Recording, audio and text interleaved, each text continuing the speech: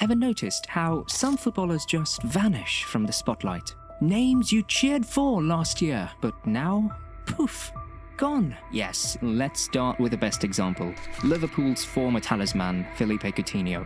A decade in top European clubs, highs and lows, a Barcelona stint gone awry, then an attempt at revival with Aston Villa. The outcome? The former Brazilian superstar now graces Qatar's Al Ghawal Sports Club, adding spice to the Qatari Stars League. Want to know how he's doing? Well, we'll be keeping some tabs on Coutinho's Qatari journey. Now onto another Barca alumnus, Arturo Vidal, a serial league title winner across Europe, yet the Champions League is elusive. Injuries and inconsistency led to big clubs looking away. The twist? Vidal traded European glamour for Brazilian passion, first with Flamengo, bagging 2 major trophies. Now he's tearing it up with Atlético Paranaense. Next enters Marco Vera. Unlike our previous stories, Vera's journey is a stark contrast. Spending a whopping 11 years at PSG, he became a symbol of loyalty. However, the winds of change blew in with the arrival of manager Luis Enrique. The clash? Enrique disapproves of Vera's lifestyle choices. In a twist of fate, Enrique deemed Vera to be the epitome of a player he despised, leading to the winger's exclusion from the PSG squad. A career that once thrived under Parisian lights came to an abrupt halt.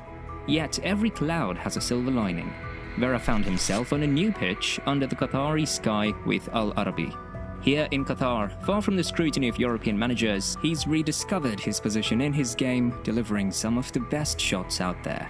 Now, let's look into Juan Mata's departure from the iconic Manchester United after an 8-year stint in 2022. The reason? Well, Erik ten Hag has arrived as United's manager. With a vision to mould the squad to his liking, Mata found himself outside the manager's plans, prompting a move to Galatasaray in Turkey.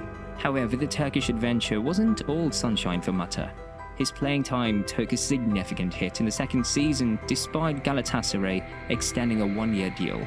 Mata, true to his footballing spirit, declined the offer. His heart, it seemed, yearned for the familiar rhythm of Spanish football, La Liga or Segunda Division. Yet, despite the desire, no tempting offers surfaced from his homeland. In an unexpected turn, Mata charted a new course, landing in Japan to grace the field for Vissel Kobe. Meanwhile, the seasoned striker Diego Costa, at the age of 35, found himself no longer occupying the coveted position of the first-choice striker at Wolverhampton Wanderers. The Wolves, eyeing younger talents for increased longevity, were also on a mission to trim their wage bill, and Costa's substantial salary didn't align with their plans. Battling injuries further complicated the situation, leading to Costa's departure from Wolves at the end of the previous season as his 1-year contract reached its conclusion. Born and bred in Brazil, Costa harbored a lifelong dream of playing for a Brazilian club. Enter Botafogo, offering him a chance to turn that dream into reality. The allure of returning to his roots proved too enticing to resist. Costa's decision resonated with Botafogo's passionate fanbase, who welcomed him with open arms.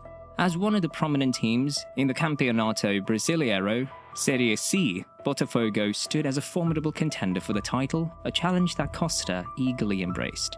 Meanwhile, Dimitri Payet's life took an unexpected turn. After 6 years as a marquee player for Marseille, the winds of change blew in, and Payet found himself falling out of favour with manager Igor Tudor. The tipping point came in a rather public incident when Payet, in an unusual move, refused the captain's armband offered by Tudor before the match against Brest. This refusal led to Payet's suspension from the game, further exacerbating the already strained relationship between the player and the manager. After enduring a challenging period, Payet made the decision to bid adieu to Marseille. Following in the footsteps of Diego Costa, Payet set his sights on Brazil, joining Vasco da Gama. The Frenchman, harboring a long-standing admiration for Brazilian football, embraced the challenge of playing in the vibrant footballing landscape of the country. Vasco da Gama, a historically successful club, faced recent struggles, and Payet, with his skill and experience, believed he could contribute to the resurgence of the club, steering them back to their former glory. Now, Jesse Lingard's footballing journey takes a unique twist compared to others on this list. His career, marked by flashes of brilliance, has also seen challenges in securing a consistent starting role at his clubs. The fiercely competitive nature of the English Premier League, with numerous talented attacking midfielders vying for top spots, make it tough for players like Lingard to clinch regular playing time. Beyond the pitch, Lingard's off-field decisions have occasionally attracted negative headlines, possibly impacting his standing among potential clubs. Despite training with Steven Gerrard's Al Nassr in Saudi Arabia during pre-season, a permanent contract failed to materialize. Lingard, currently a free agent, faces the daunting task of navigating the competitive football landscape as he seeks a new club in the upcoming January transfer window. The uncertainty surrounding Lingard's next move add an intriguing chapter to his footballing saga. Next we have Asamoah Gyan, etched in footballing memory as the man who missed that crucial penalty against Uruguay, a moment that denied Ghana a historic spot in the World Cup semis. Fast forward to the present, and Gyan, once the celebrated Sunderland striker with a penchant for luxury like his golden Rolls-Royce, faced a stark reality. Shockingly, he disclosed having a mere £180 in his bank account, a far cry from his heydays when he raked in £227,000 per week at Shanghai SIPG. This narrative takes a poignant turn as Gyan, who once stood at the pinnacle of footballing success, found himself in the throes of financial strain. Retirement had arrived and the coffers had run dry.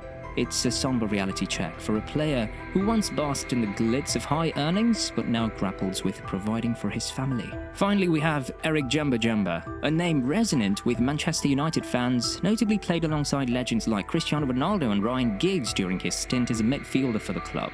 The former Cameroon international, however, took an unexpected turn in his post-United career, culminating in a brief spell at a French fifth-tier club, Châteaubonne. The surprising twist lies in Djemba-Djemba's financial woes, as just 4 years after departing from Aston Villa, he faced the harsh reality of bankruptcy. Despite a career that saw him traverse mid-European teams, including the prestigious Manchester United, financial struggles haunted Djemba-Djemba. In an effort to make ends meet, he resorted to playing in the Indian Super League and later piled his trade in the French 5th Division, showcasing the lengths to which he went to sustain himself. Now, we all know football is a wild ride of ups and downs and unexpected turns. The beautiful game's drama at its finest, isn't it? Now tell me, which one of these names struck you the most? You know what to do. Do drop your views in the comment section below. Until next time, keep the love for the beautiful game alive and we'll catch you on the flip side. Thanks for tuning in.